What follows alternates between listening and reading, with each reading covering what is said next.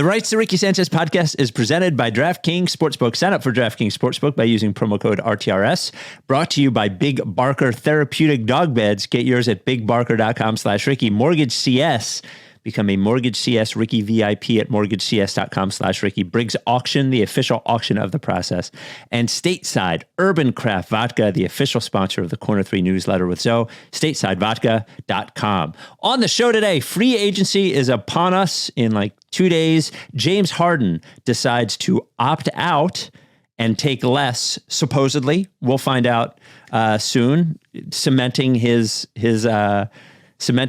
place in Philadelphia lore, along with Cliff Lee. Michael Rubin, we haven't talked about that, is going to sell his stake in the Sixers. And the top story that I'm leaving for last is the headliner.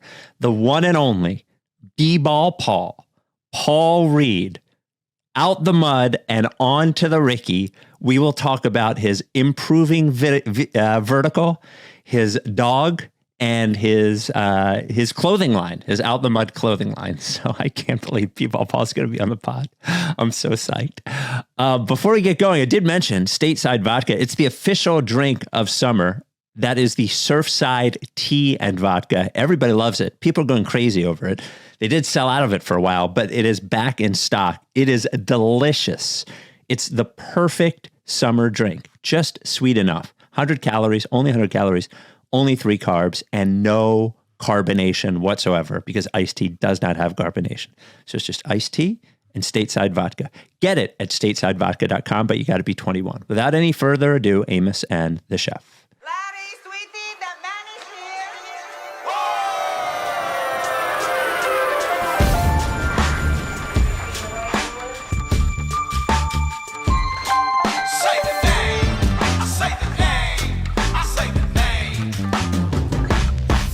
We were right, y'all. We were right. Even when it went wrong, we were right. We was right, y'all. We were right. So say the name. Say the name. We were right, y'all. We were right.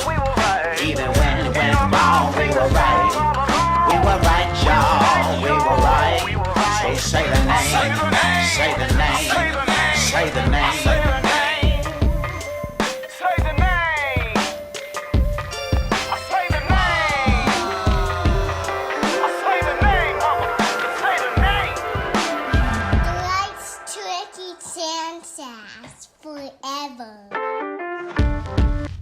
Welcome to the Rights to Ricky Sanchez podcast. I'm Spike Eskin, along with a guy who took less money to make the team better. That is one, Mike Levin.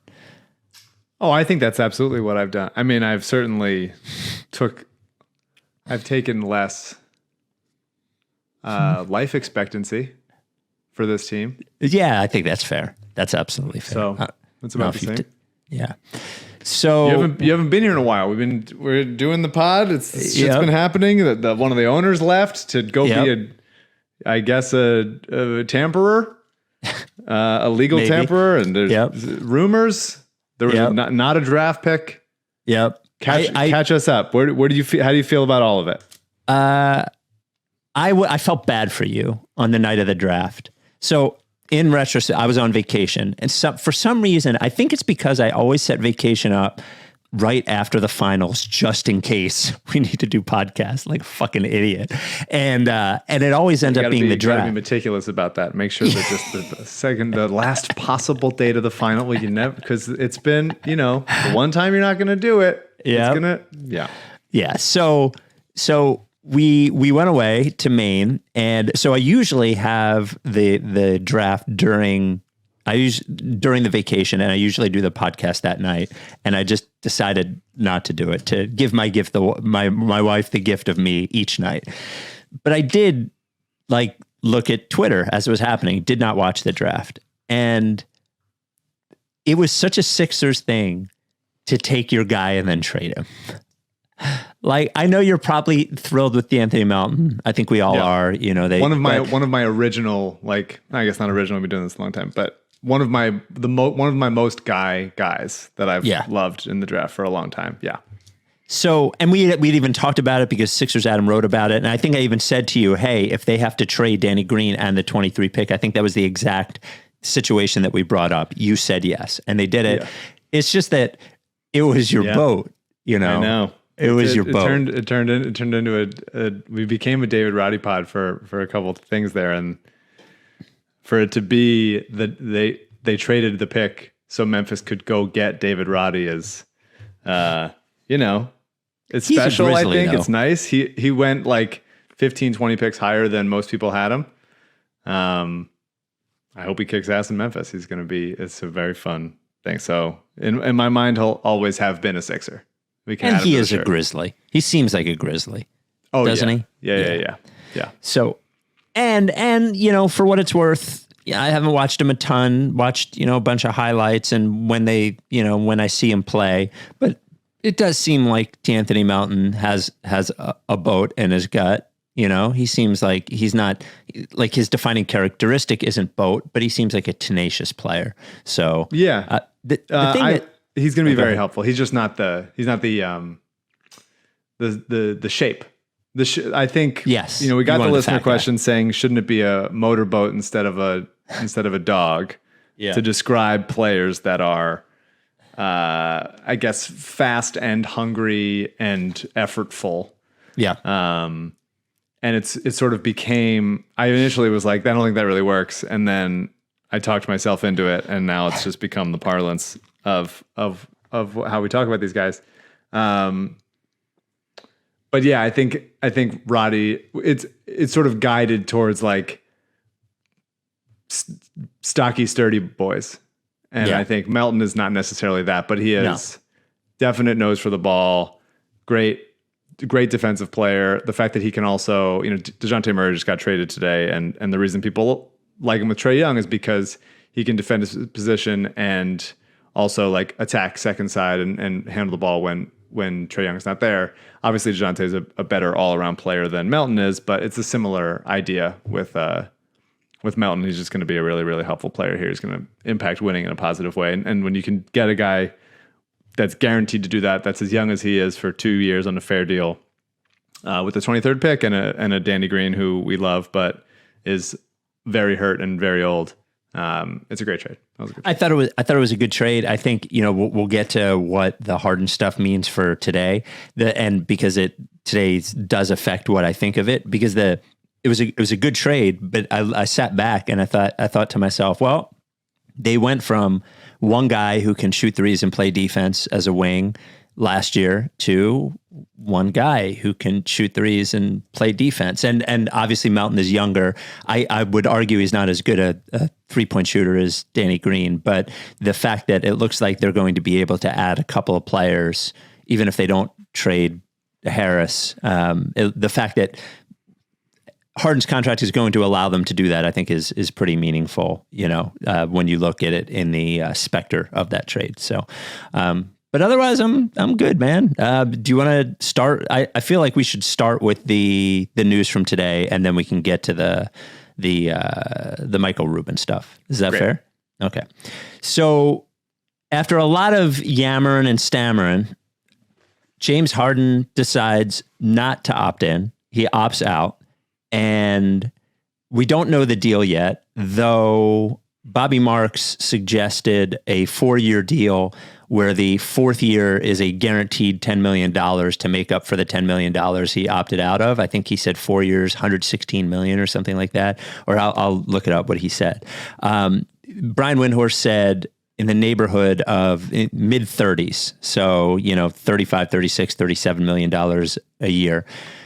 It helps him in a couple of ways. We're not an official CBA podcast, but what I understand is this will allow them to use the full taxpayer mid-level exception, so that $10 million slot, and it'll allow them to use the biannual exception, which is about a $4 million slot, and they can do those without hitting the apron and hard capping themselves. So, and they'll even have a little bit, depending on how much he signs for, they'll have a little bit of wiggle room underneath that number. So every time someone says apron, I just think of Derek Bodner with like a little chef's apron on, just sort of tying it in the back, ready to like dice some things up in the kitchen. Very complicated recipe, very long ingredients. It'll take about 2 hours for him to make, but it'll be pretty tasty when you get there. So I have obviously this is good This is good for the Sixers compared to what it could have been, I think. Yeah. You know, the fact that they can add 2 players without decimating their roster, you know, is a good thing. I would, and I know I'm destined to be this guy at this point. I would like throw up the hold on a second for the James Harden took less money part of this, in that I think that's a very small way of looking at it. He took less money if you're only looking at next year, right? Like, yes, he took less, he could have opted in and gotten $47 million for next year, but then he would have been a free agent. And I don't know what his free agent prospects would be like after this year, or if you're him at his age, looking at the last couple of years, there's no buyers for him right now. So I think this is one of those things that worked out for both parties. I'm just glad they got there, because I seriously do believe that he thought he was getting everything when he got here, and the way he played sort of scared the Sixers out of it. And I'm glad they were able to work it out. It doesn't feel as much like I'm doing this so we can win as it's being presented right now. Well, I think there's a real world where this was a Kyrie type situation where both sides are kind of holding the other side hostage because they can't agree on anything. Yep, I agree. And my big concern the whole time was having to pay this version of James Harden all of the money in all of the years. And for it to not be that, and for it to be fewer years at a fewer annual value is great. I don't disagree that, like, if Harden could get all of it from anywhere and go where he wanted and was still like 29 years old, I don't disagree that he would have gone and done that. But I also think it's nice that there's some awareness, whether or not he wants to spin it as winning is the most important thing. And I got to say, I did love Shams saying, like, he's started his offseason workout regimen even earlier than normal, which is great. I don't care, as long as it's not like a guy who's never shot, like pretending he can do it and he's going to do it this year and this is the year he's going to do it. Like, I can, at least it's a nice little change of pace. At least it's a different kind of, it's a different sequence of words of, like, maybe he'll get in shape. That's a different type of thing. So I'm happy to eat that up. That's catnip. But yeah, I mean, I just think it's great. Like, there's a version where Harden opts in and goes like, well, I'll bet on myself. And it's like, yeah, maybe the Sixers, maybe the Sixers say, like, okay. And then he becomes unrestricted free agent next year and they try to, like, get cap space to sign somebody else. But this year they would have been slightly fucked if it was just opt in and nobody else they can't really sign anybody else to bolster the bench and everything. So ultimately this is a great result, and we'll see what the final numbers are and everything, but it seems like it's going to be a great result. And the fact that they can not only get some help with the full mid-level, but also the biannual, and they're not going to have to, I always thought that this was kind of crazy that they'd have to, like, trade a couple people, like, especially including Matisse, like, for nothing, just to go into cap space so that they had enough money, enough room to sign PJ Tucker or whatever. I thought that was always kind of insane that people were floating that as a real possibility. It doesn't seem like something Daryl would do, or any smart GM would do. But yeah, it seems like they're going to be a far deeper team than they were last year, and we'll see what, if a Tobias trade indicates anything more than that. But feeling optimistic. We'll get into what they'll do with the money, and I have one final thought on the Harden trade right after we talk about, we're talking about money and salary caps and fucking CBAs. Right up there with the confusing of all of that is mortgages. Mortgages are rough. That's why you need Mortgage CS. That is the official mortgage broker of the Ricky. Mortgage CS stands for Mortgage Concierge Service. When you think of the word concierge, what do you think? You think, somebody really right at your side, helping you every step of the way. And that's what Mortgage CS is. Go to mortgagecs.com/Ricky right now. mortgagecs.com/Ricky. I challenge you to look at the website they set up just for our listeners, which is fantastic. What they are is a mortgage broker. They are not a mortgage lender. And the difference is mortgage lender is the one that's giving you the money. Mortgage broker goes and finds you the best deal. That's what they're supposed to do. That's what Mortgage CS does. Some mortgage brokers, like the ones you find when you Google them or whatever, are bullshit because they have special deals with some of these lenders and they send your email address out to everyone. But Mortgage CS does not do that. They are small, they are local, they know what they're doing, and their goal is to get you through the mortgage process with the best rate and knowing what you're doing. They're available whenever you want them. Right now, I challenge you, 267-391-7425. That is the cell phone number of the CEO, Ben. You can text him or call him right now, 267-391-7425. Because when you're going and buying a house, you could need a pre-qualification letter at any time. You could need advice at any time. They're going to be there when you need them. They're going to help you learn. They're going to teach you what APR is. They're going to teach you why the rate is not always the rate. And now, as rates are going up, a great mortgage broker is the most important, and they're the best. So many Ricky listeners have reached out, so happy, and agreeing with everything we've said about Mortgage CS. Again, you call or text their CEO, Ben, whenever you want. That is 267-391-7425, or go to mortgagecs.com/Ricky, mortgagecs.com/Ricky. This advertisement is not a commitment to lend or extend credit. Mortgage CS is an equal housing opportunity mortgage broker. All loans are subject to credit approval. Certain restrictions may apply. Company NMLS 1464766. Visit mortgagecs.com/Ricky for more information. I should have given you that spot for when I wasn't in. We did have it. You had Mortgage CS? I don't think so.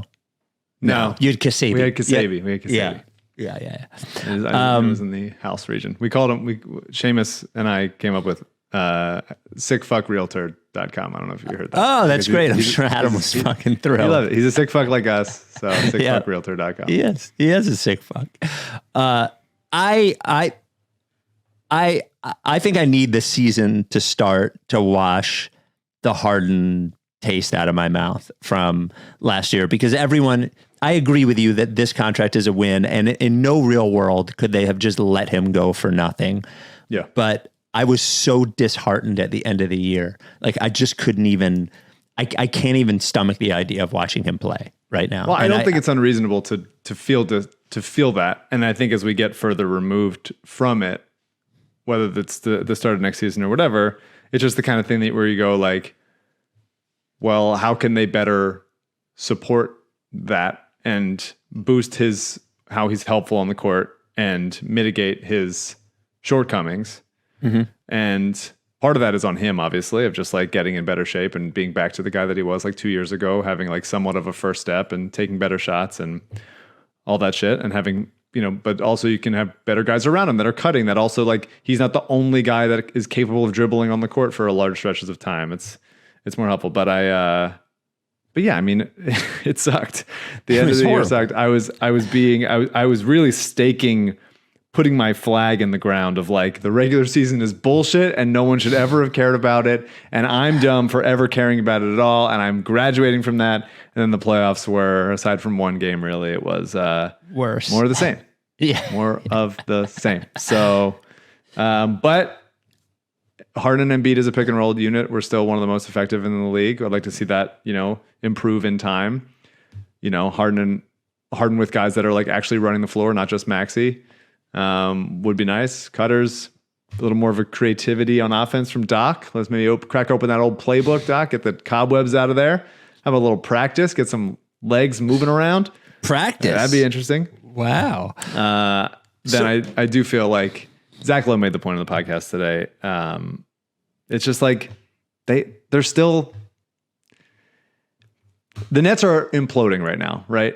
It is chaos over there. Who knows what's going to happen? Whatever.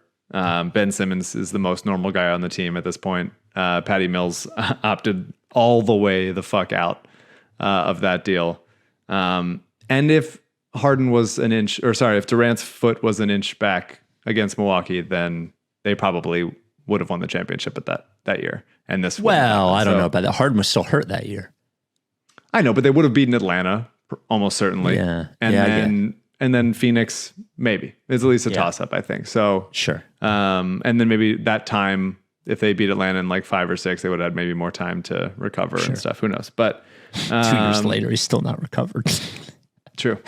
But who knows? I mean, it's just one of those things. So like bad shit happens and then the consequences of that bad shit goes on. But like, I'm like more than ever extremely like cognizant of how close things are to happening or not happening until they happen. And the Bucks were in such a shitty place before they won their championship. Like, and yet they were, you know, an inch away from not winning it. But anyway, I'm deciding it was a bad season for a lot of it. And then it got good for a little bit and then it got bad again. And it's been in a dark place, but they got Anthony Melton, one of my guys.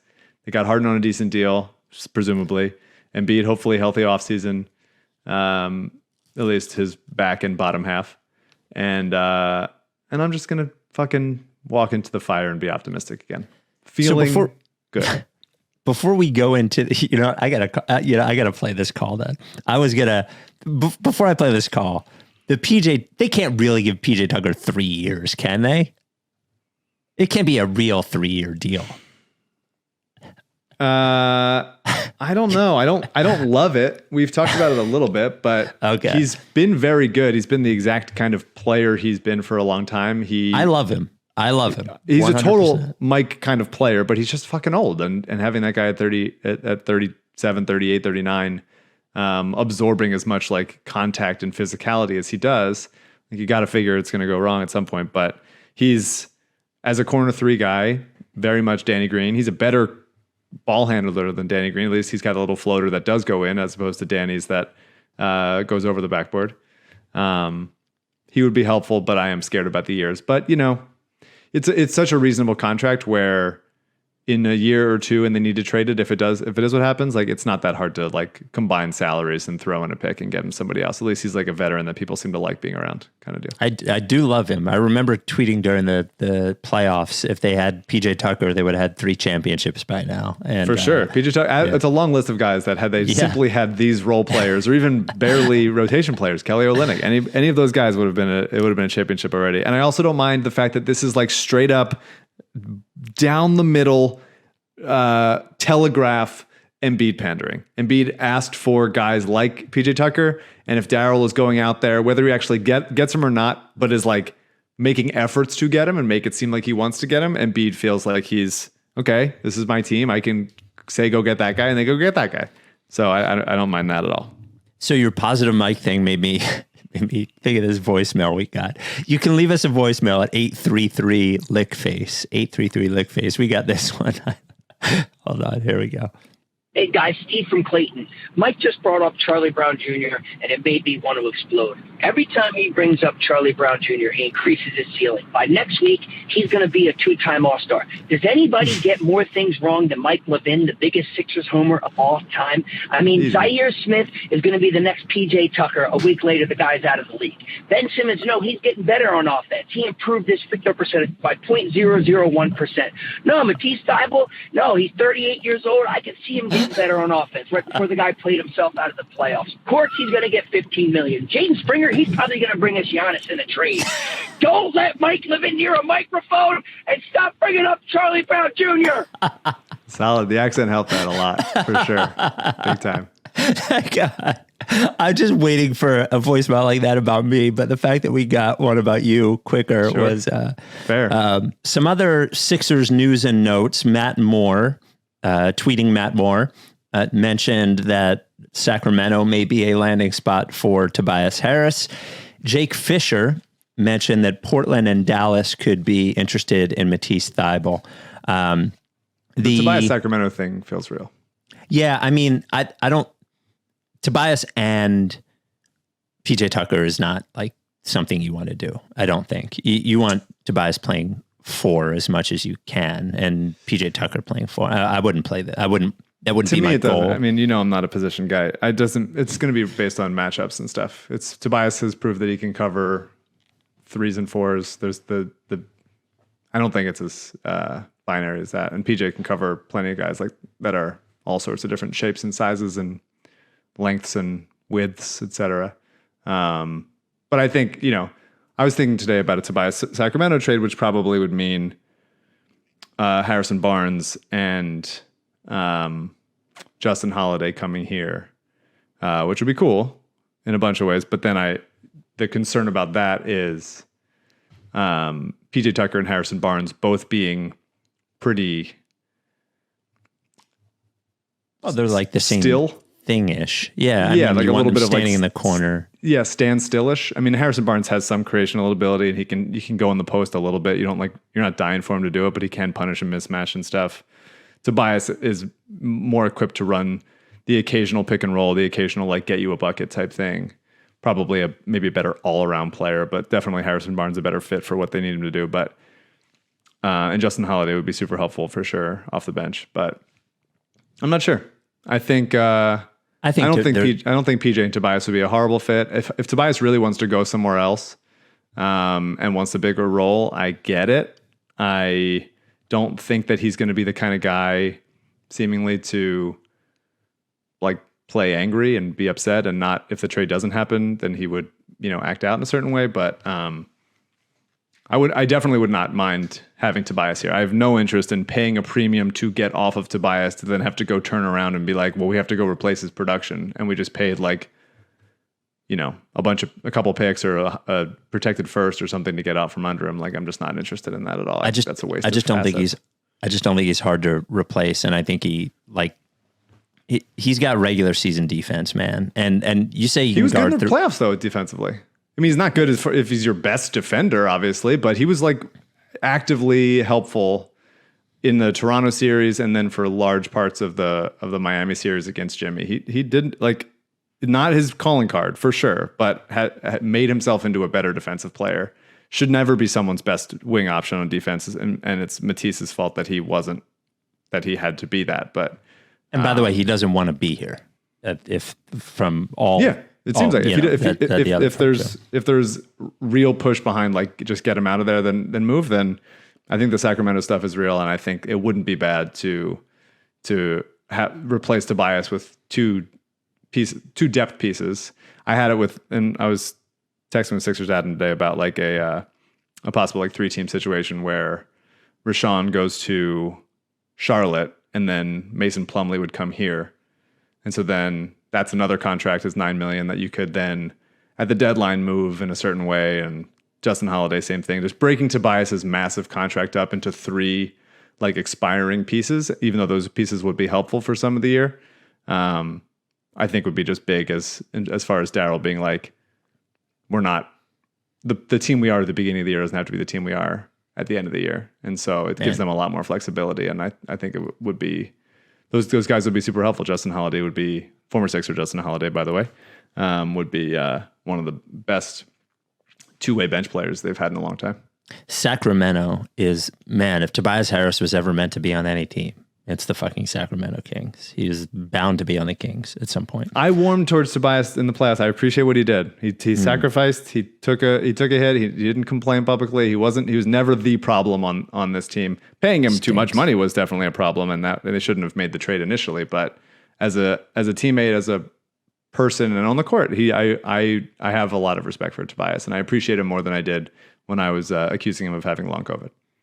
We think he's a good guy because he carries books around. What the fuck are we talking about? We don't even know if he's a good guy. Yeah, we know he's a good guy. There's enough stories about a person being a good guy, good teammate, good mentor type, helpful. All that shit matters. You're seeing how much like various teams are like molting down on each other, and having like a decent teammate to like stabilize everything like Tobias, it matters. We'll get to the other NBA moves in a second. I want to tell you about Briggs Auction, another Ricky sponsor. They're on a bit of a break right now. Briggs Auction is a family-owned and operated auction house in Delco. When I say auction house, you're like, well, what do they have? They have everything. The thing that attracted me to it the most was it's really hard to get furniture right now if you're going to buy new furniture because of supply chain stuff. You have to wait for months. Briggs Auction has they have these auctions basically every other week. Estate auctions, discovery auctions with all kinds of stuff. The furniture that you're going to find there, first of all, you're not going to find anywhere else. Second of all, it's ready right away. And it's not just furniture. It is collectibles. There was an amazing sports collectibles auction last week. Old cool books, music equipment. They have a couple of auctions coming up in July with cars. I saw a Porsche in there. it is, once you get lost in the Briggs Auction app, looking at the auctions, you will never stop. Monthly Find Estates auctions, 500 lots in auction. Go to briggsauction.com/Ricky, sign up for the bi-weekly Ricky giveaway and go through the auctions. I think the next one is in 2 weeks. They're on a bit of a break right now for a week. And then in 2 weeks, there will be another auction up. briggsauction.com/Ricky. Go there or download the app. It is in the App Store or the Google Play Store. Pickup is super easy. Do it on Saturdays. They have open pickup or by appointment. And if you want them to ship it to you, they have shippers they work with all the time. They can ship you the stuff. Man, I have still yet to win a fucking Briggs auction, and it is becoming a real problem for me. So when the new one goes up, I want to find something in there. And by the way, everything's not super expensive. Lots start at $1. I've seen things go for thousands of dollars. And I do want to know, there was an autographed Ben Simmons basketball in the Sports Collectibles one that went for $80. And I need to know if a Ricky listener got it. I absolutely need to know. Again, briggsauction.com/Ricky. And if you have an estate, you want to downsize, something you need to sell, they can do it for you. info@briggsauction.com is the email address. briggsauction.com/Ricky. Couple of other moves. Denver trades Will Barton and Monty Morris for KCP and Ish Smith.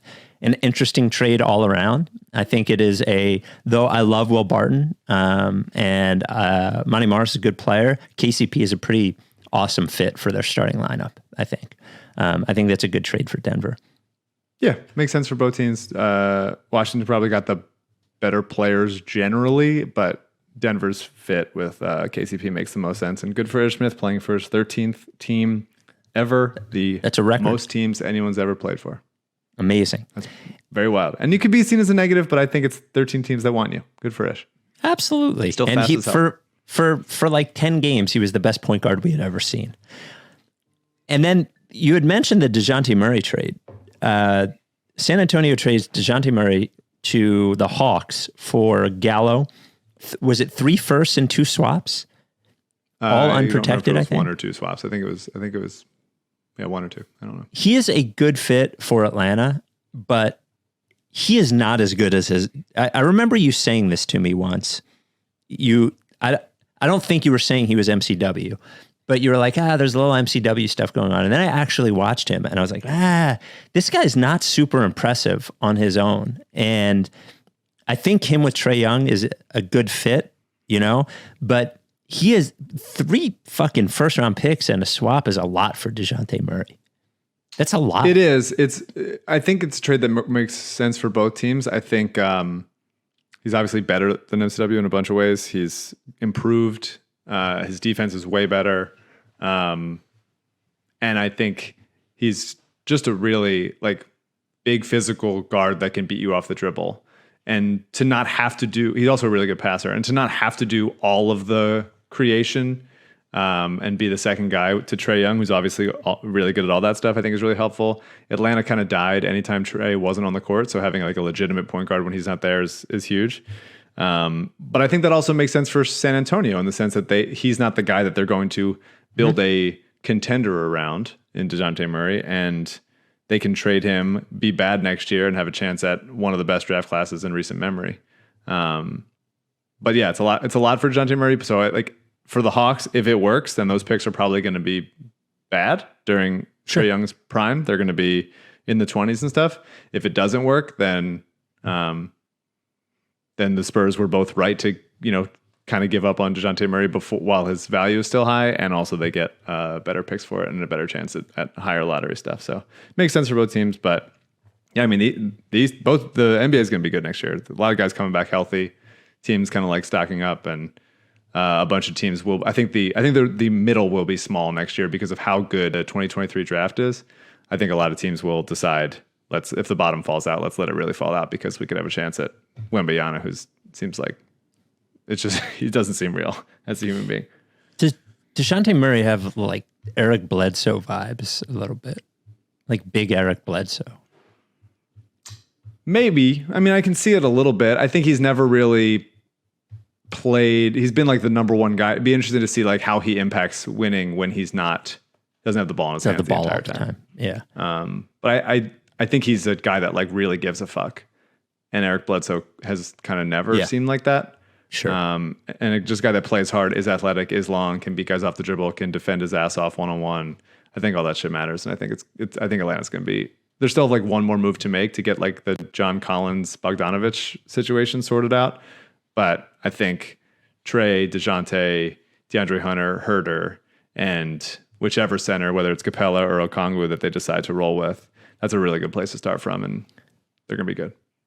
And Bradley Beal opted out, but everybody here got excited. I think he's just going to sign a 5-year max there. Every week and a half for the rest of my life, it's going to be Bradley Beal saying he wants to stay in Washington. Just every 10 days, it's clock sets. Oh, Bradley Beal leaks to hoopscentralillinois.com that he wants to stay in Washington, and to mancave.net that he wants to see it through in Washington. It's over and over again, to wherever, to any place. He'll talk to fucking anybody at all and tell him how bad he wants to stay in Washington. Cool. Great. We get it. Sign the fucking thing. I don't care. Go win 39 games the rest of your career. Mancave.net. The one thing we didn't talk about was Michael Rubin selling his stake in the Sixers because of his other businesses. And the fact that he wants to buy another fucking team and all these other things, he had to sell his stake in. And Fanatics is going to become a gambling company as well. He's been working on that as well. He had to, which is weird, right? They sell T-shirts. Why are T-shirts so close to gambling? Because there's money there. No, I know, but that's not the product. We could start being a gambling company. Well, I think. I don't want to get too deep into this, but one of the reasons that DraftKings was able to have the lead in terms of like sports betting is because they had this infrastructure that was built already with this huge mailing list of people who were interested in sports, who did fantasy. Mm-hmm. I think having that asset with Fanatics also gives him a framework in which he can get his gambling into that stuff. And what he does is he just builds businesses and makes money. That's what he fucking does. So a little Magic Johnson-y, as I'm hearing it. You think? As far as was an owner of the team, was doing a bunch of cool shit, and then left so he could. But he was a minority owner. Like, so yeah. No. I'm not saying full Magic. Yeah. It didn't leave a GM job, but the idea of like he finally can like be constrained. The shackles are off of Magic and Michael Rubin. Now they're going to be fully tweeting like, "Love you, bro," to whoever they want. I was told he bought a good portion of David Heller's share when Heller sold. Heller shadow GM at one point, so he had more than he had at one point. Look, he has a really good relationship with Embiid, and I think Embiid tweeted about it, which is a little surprising. He didn't. There's a lot of people that have left the organization that Embiid has not tweeted about. Yeah, they are close, and I think it was Rubin was involved in when Embiid committed all that money to the Sixers workers at one point. I think Rubin was pretty involved in that whole thing too. So I think that's good. I don't think his first concern is making the Sixers good. But I do think having, he is a connected guy that people like, and having him on your side, if he still is. So I really got the sense that Harris and Blitzer found Rubin annoying at one point. I don't know if that's still the case, but I don't know. It was a nice goodbye letter. Goodbye, Michael Rubin. He definitely likes the attention. There's a guy he wants to be like Sixers Drake. He wants to be like, I'm the guy that connects people. There's obviously so many of those kinds of guys in my business, just like dying to be like the middleman between two cooler, talented people. He does seem to be everyone, because I know plenty of people who know him. I like enough people who know him. He seems to be a genuinely good person. Great. I don't hear any bad stories about Michael Rubin. I hear bad stories about fucking everybody. So that's great. Let him slide down water slides, have a good time, sell money online, whatever he's doing, gamble shit. That's great. And if he can tamper and give James Harden the biggest Fanatics deal of all time, and everybody's got the most beard shirts in the world, I'm fine with it. Tamper the fuck out of it. Who gives a shit? The rules are all fake anyway. Laws are fake. Nothing's real. Let's just win a championship and figure the rest out later. Before we get to B-Ball Paul, the hard to stomach YouTube comment of the week comes from Emerson. It is about the draft episode. An episode without Spike, what a blessing. So there we go. That evens out the You love draft night though. Wait, we actually did start before the draft ended, which is a real shot to you. Oh, that is what an insult. I know. All good. There he is. Lighting good and everything. Yeah, good enough. We can see who it is. He's famous enough. He's got a very noticeable shape. Yeah. Everybody knows with this. What's up, Paul? So I'm Spike and that's Mike. What's up, man? What's up, Spike and Mike? So you have become a legend very quick. Do you feel that with fans? I feel the energy, yeah. I think when we heard your name was B-Ball, like when you first got here and found out that your name was B-Ball Paul, you immediately became a favorite. For someone's nickname to be the thing that they do is like if I was Podcast Spike, but Paul rhymes with B-Ball. So it was a big win right from the beginning. Yeah, see that? I guess I had that name for a long ass time though, so. I mean, yeah. I mean, in some ways, you've transcended the sport. You've become the sport. You've taken the sport as your own name, which I think kicks ass. I want to start with my questions with the thing that you tweeted about today because I'm very excited about it. I had written up some questions, and then you tweeted the answer to my question because you said that your vertical has gone up from 28 inches to 34 inches already.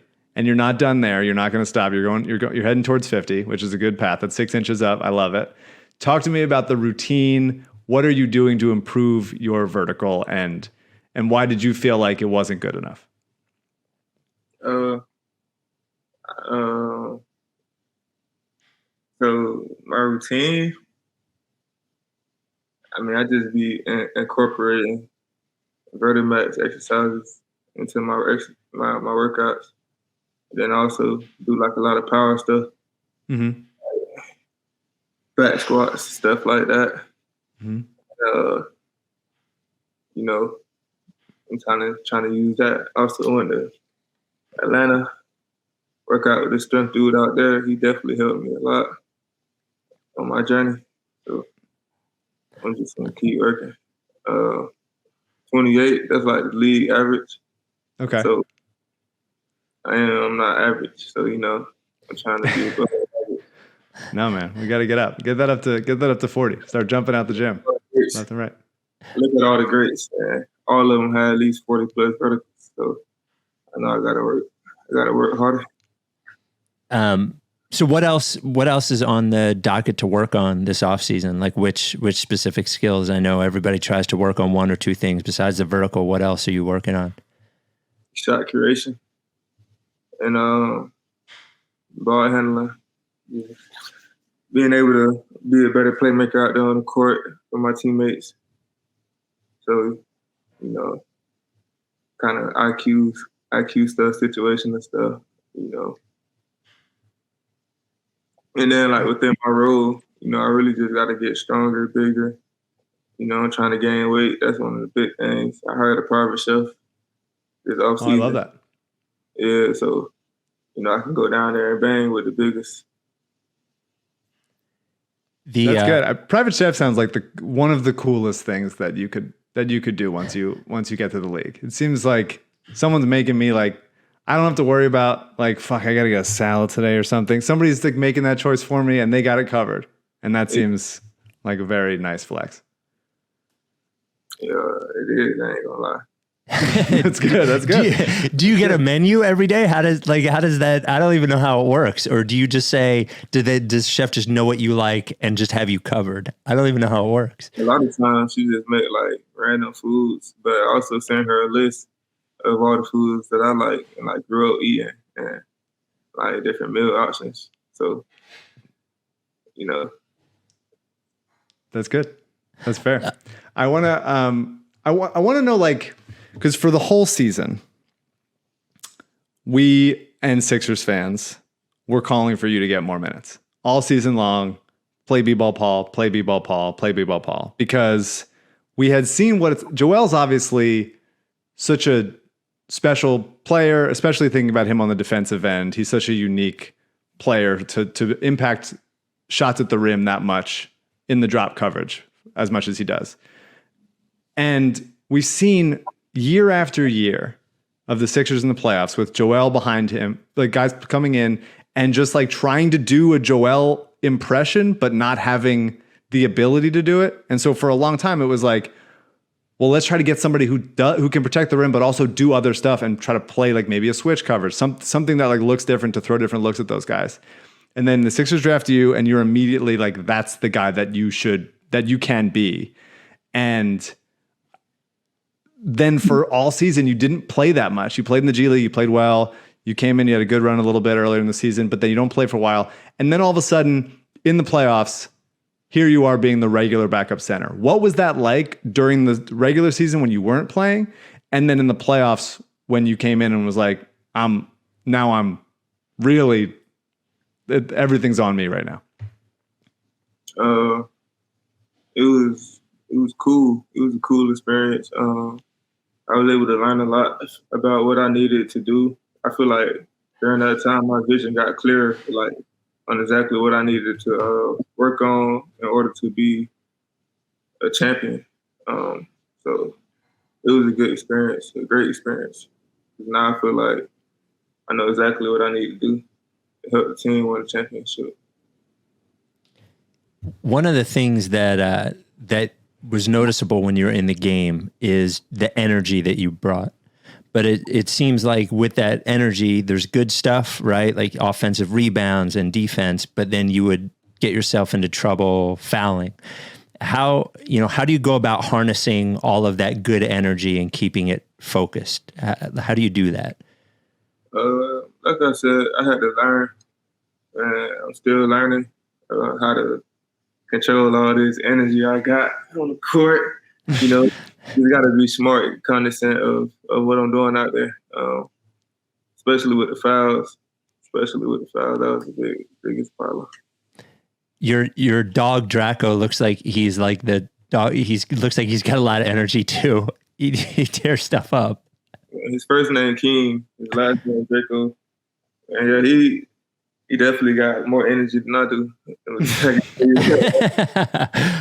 Where did he look? You look like you love him. Where did he come from? Like, is he your first dog? Yeah, that's my first dog ever. Never had a dog before. That's my son for real. My son, I raised him since he was like 6 weeks old. And yeah, I do love him. Speaking of dogs, we take a break because we actually sent B-Ball Paul's dog a big barker. Well, Big Barker sent a Big Barker. We don't have like a whole fucking wall of them. And there's a picture on B-Ball Paul's dog's Instagram with the Big Barker. King Draco sleeping in style, lounging comfortably. Yep.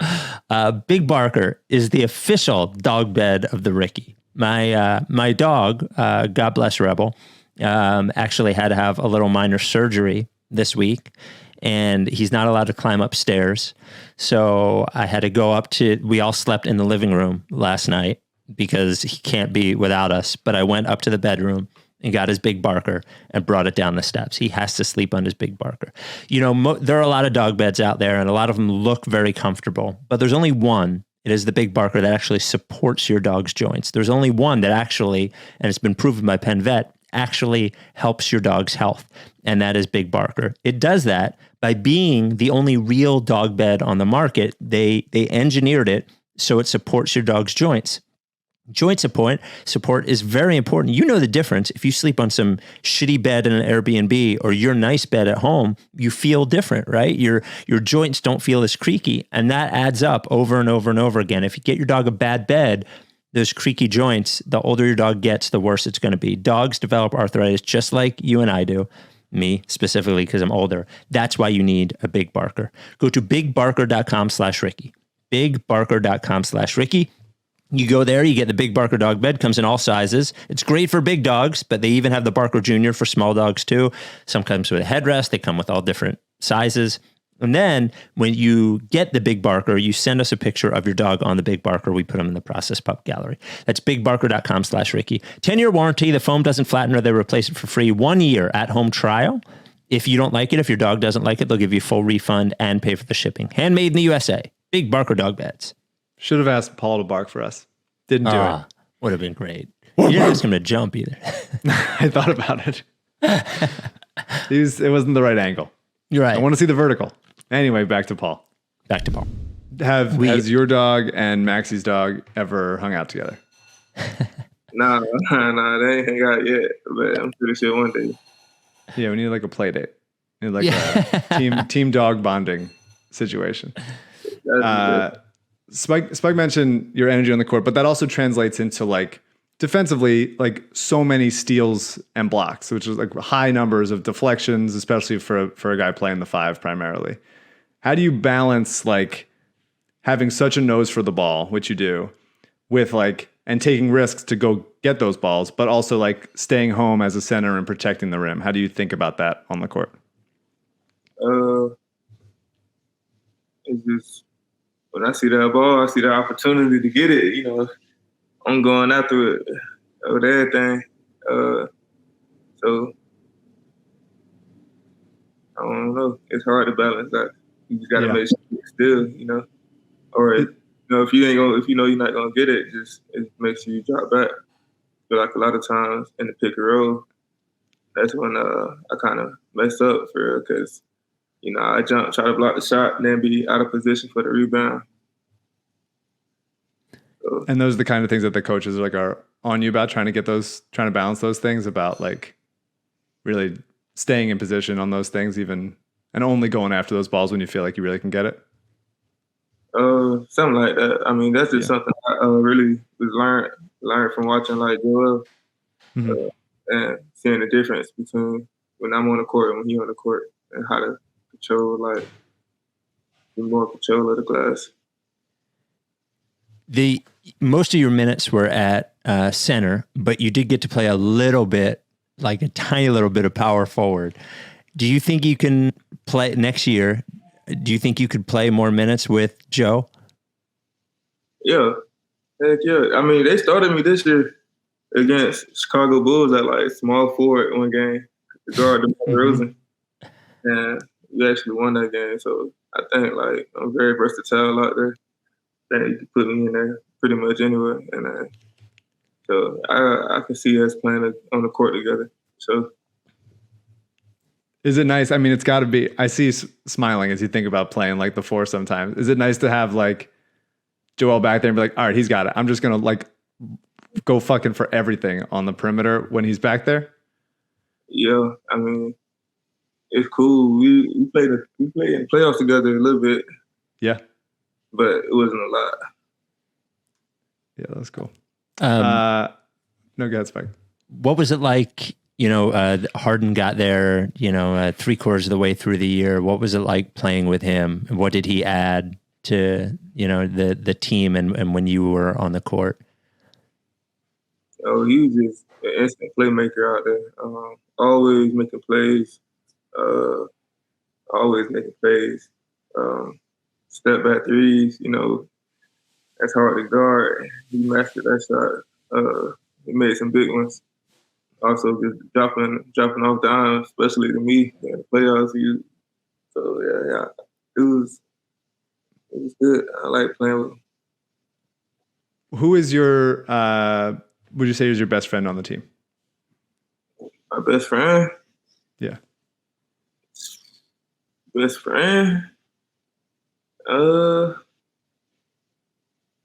That's a good question. I don't know. Because there was an article in The Athletic a few years ago that Rich Hoffman wrote where he said, it was your rookie year, Mike Scott hooked you up with a barber, Dwight Howard took you shopping, Danny was always in your ear, and Tobias apparently bought you some books and gave you some financial advice. Did you read those books that Tobias forced upon you? And if the answer is no, that's cool. That's cool with me. I'm gonna get to him though. I tried to read it. I ain't read the whole thing, but yeah, I'm gonna double back.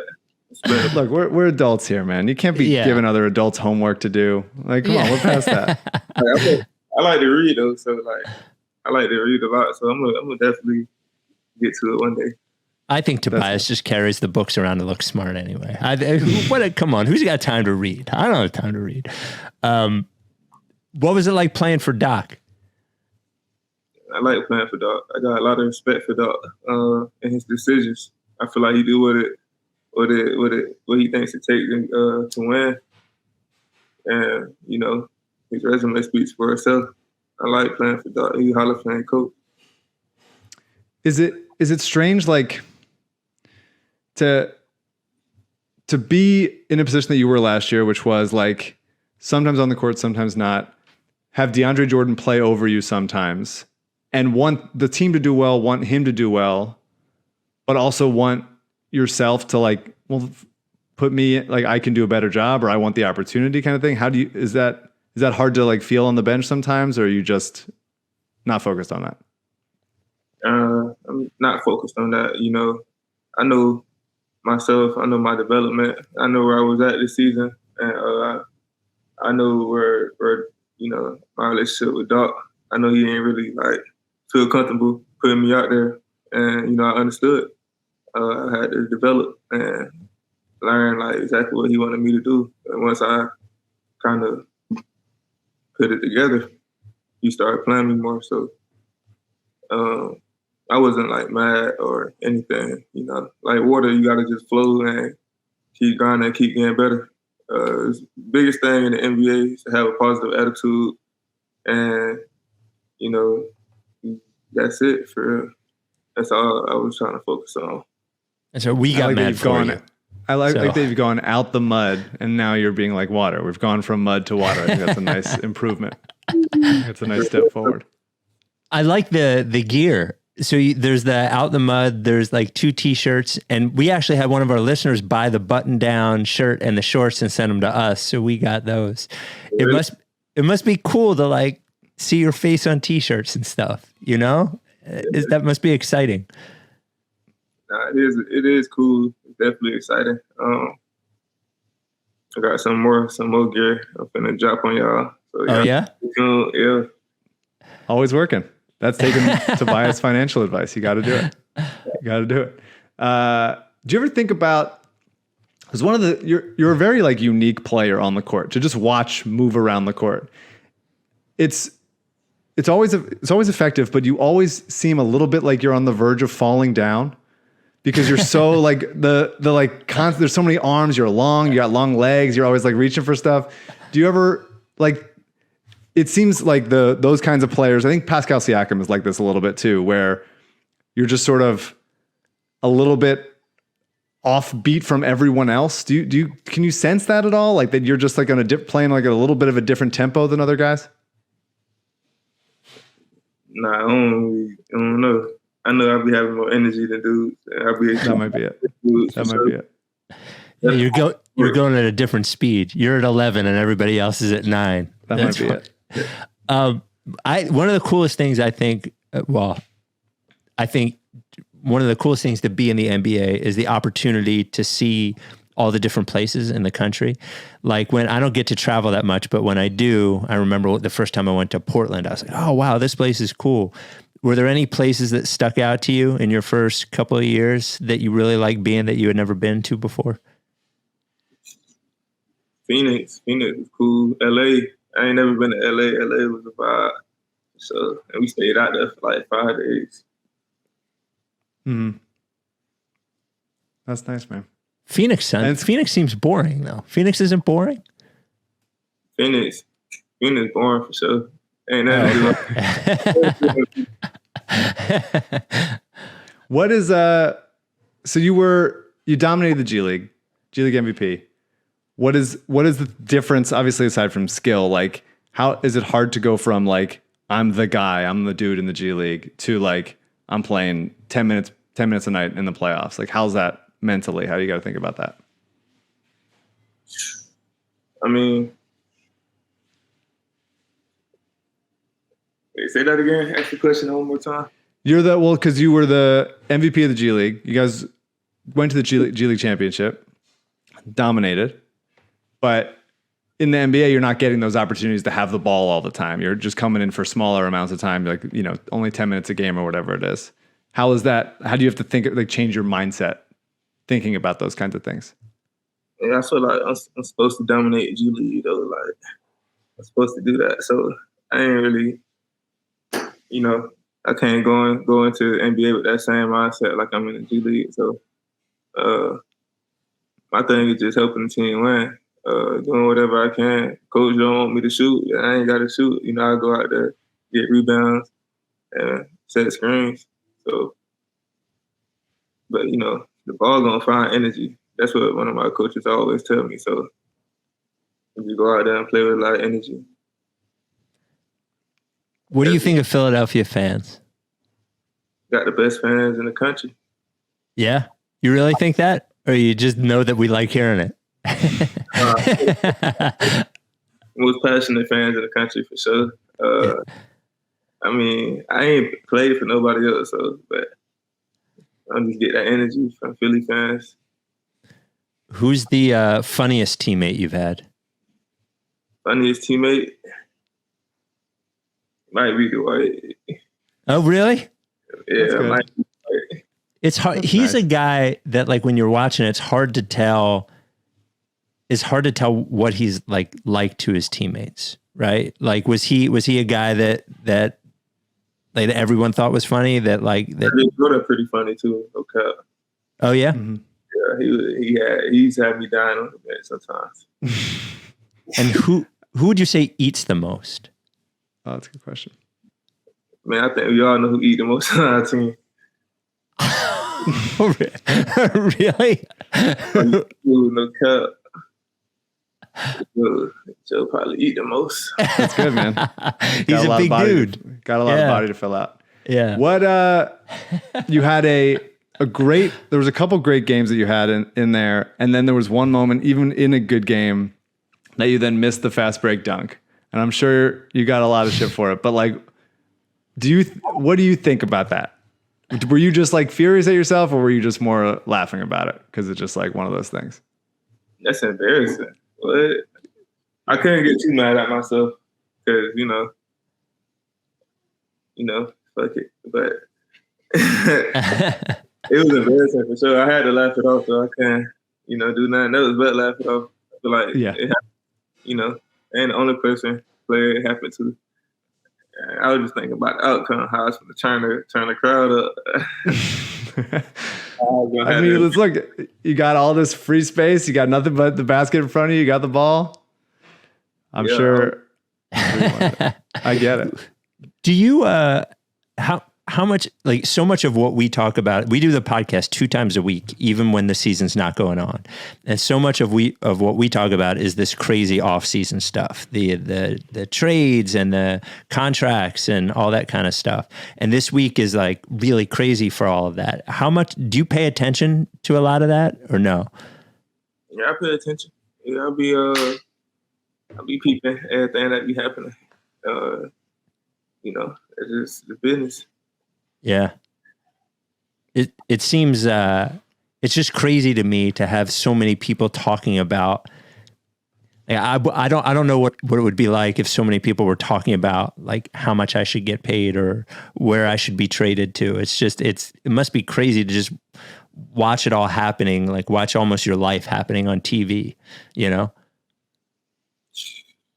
I ain't experienced that yet, so. No, you will. You will. Hopefully we don't trade you. We get a nice yeah. season of you being the full-time backup center and get you some big money so you can get us the championship. That's right. Yeah. Get a little championship. Maybe throw down some more dunks in transition. Maybe you point at the crowd saying like, this time I'm not going to miss this one. Yeah. Well, one thing you'll learn about Philadelphia when you guys win a championship is they are passionate, but if you win a championship here, you can do no wrong forever. You're a hero in Philly forever. And we appreciate your time, because I know busy off-season schedule. We appreciate your time and do know, like, man, we had your back like all year. All season. All season. not you, but we were calling the coach names. We were complaining. We were bullying Doc all season long. Play Paul Reed. And he eventually, did it. It's a little too late, in my opinion. But I'm glad you proved him right. You proved us right. You played great in the playoffs. It was huge to have a backup that for Joel that was playing as well. And obviously played great in the games that Joel wasn't in there. So we're big Paul Reed guys, man. I'm telling you. Thank you, man. I appreciate it. I'm glad I was able to come on and talk to you guys. And yeah, for sure. And anytime you need anything, you're ever doing anything, you got your merch drop or a charity thing, you let us know. We'll be there to promote it. Whatever you need. Whatever you need, man. I got out the mud hoodies, Oh, really? Got out the mud shirts already. Y'all can have the first people on them. The hoodies. I didn't see the hoodies on the website. When are they coming out? They already got. I just got to drop them on the website. There you go. There it goes. Well, we'll put the link to buy all your stuff in the description of this podcast, so people can get that link. You know what? You had a different T-shirt. I have it somewhere. The first T-shirt you had like a wolf on it, I think. Do you remember that one? Yeah, that's what I'm talking about. Yeah. I have that. It was a black T-shirt that had like a silver like wolf head on it. Like that one was awesome. That was great. I haven't seen that one. A whole bunch of different colorways. That's a cool one. All right, I can go grab about the. There you go. All right, man. Well, good luck with the rest of the offseason. We want at least 6 more inches on the vertical, but that's the minimum. I'll take 40, but I want 50. Yeah. All right, man. All right, buddy. Thank you so much. Appreciate you. All right. There he is. Paul. The B-ball. B-ball Paul. We'll have him back once he gets to those Tobias books. Yeah. He was nervous about saying he didn't read the books because Tobias might have heard and he wouldn't want to make Tobias feel bad. I shouldn't have asked him about the books. You know what it reminds me of? The Embiid interview was the first one of our podcasts that I felt like you had to watch to see his reaction, because it doesn't always, like, if you just listen to it, you don't see the grin when you ask him about stuff. Yeah. And as soon as you asked him about the books, we could see the look on his face. He definitely hadn't read the books. Hadn't read the books.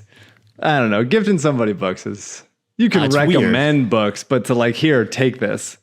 I got you this. A scholar or something, Yeah. What would he do? But he's going to get to it. I believe he was really like, no, I'm going to read them. I want to read them. I like reading. I want to read them. So he will. He didn't want to, he said nice things about Doc. I wanted, not that he would have said anything bad about him, but I wanted, we were bullying Doc all season long, and he refused to listen, and eventually he did, and he didn't say my bad or those guys who wanted me to play B-ball Paul were right. He didn't say any of that. So if he apologizes, different story. It's fine. But totally fine. Until then, I'm still upset at him. Well, and I give B-ball Paul a lot of credit for not expressing any frustration whatsoever on the pod. He showed a lot of restraint there. I was frustrated during that whole time. In the description of this pod, we'll put a link to buy B-ball Paul's gear. B-ball Paul, man. Best backup center of Embiid's career so far. Not even close, actually. Not even close. Because you could say Horford, but like they obviously didn't sign him to be the backup center, so I don't think it counts.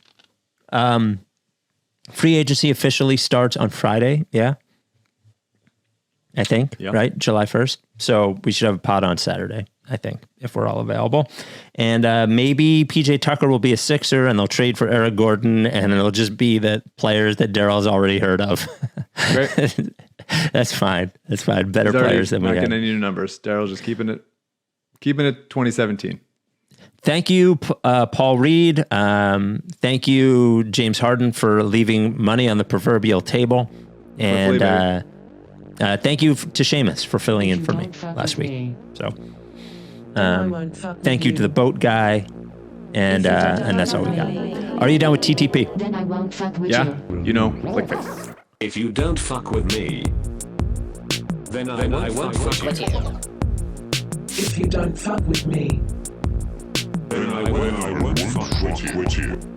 But if you fuck with me, I'm gonna fucking kill you! Time for plan B.